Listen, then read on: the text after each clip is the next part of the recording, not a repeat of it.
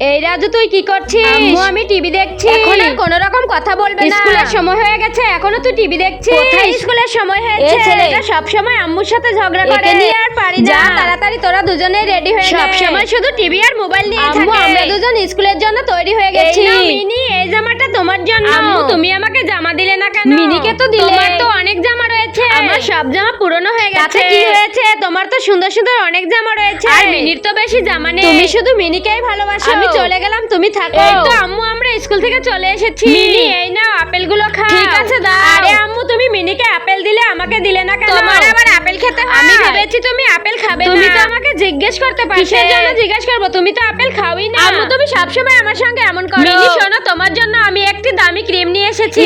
আচ্ছা, তোমাকে দিয়ে দেই। আম্মু, তুমি সবসময় মিনিকে ভালোবাসো, আমাকে ভালোবাসো না কেন? কোথায় তোমাকে ভালোবাসি না? আমি তো তোমাকেও ভালোবাসি। বন্ধুরা, তোমরা যদি তোমাদের মাকে ভালোবেসে থাকো আর আর এই ছবিটিকে সুন্দর মনে করে থাকো, তাহলে তাহলে ভিডিওতে একটি লাইক করে চ্যানেলটিকে সাবস্ক্রাইব করে দাও।